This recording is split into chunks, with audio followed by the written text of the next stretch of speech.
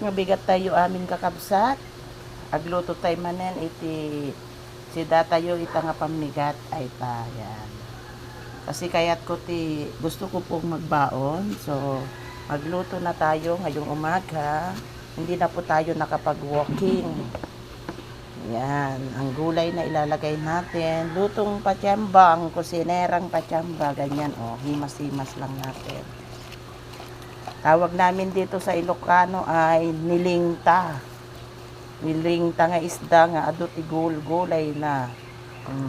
Tas talaeng di pinaglutok, ganyan lang. Lutong patyamba nga mga kakabsat. Isdang ano po ito? Purong ti tawag me, di lugar me sa inyo mga kakabsat, anong tawag nyo dyan? Tapos lagyan na rin ng sa ibabaw, lagyan na din natin ng gulay. Alam nyo naman po, mahilig po ako sa gulay. Yan. Sa clinic sana ako magluluto. Kaya lang dito na lang. Para may pang dinner na, ay may pang dinner na, ang advance ko naman. Para may pang ano na ako mamaya, pang breakfast na, pang dinner na rin.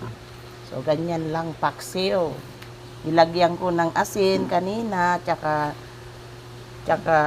ito, suka. Hinimas-himas. Diba nakita nyo naman pong hinimas-himas ko. So, ito na, ready to cook na mga kakabsat. Yan, ganyan lang po. Lagyan din natin ng konting tubig. Yan. Yung konti ko parang madami naman ata.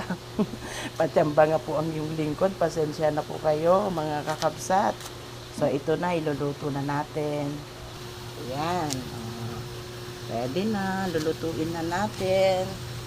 Luto po tayo habang tayo na po ay makikinig sa AWR Alicia Isabela, ang ating morning devotional ngayong umaga. Salamat po sa inyong panonood. God bless everyone. Bye!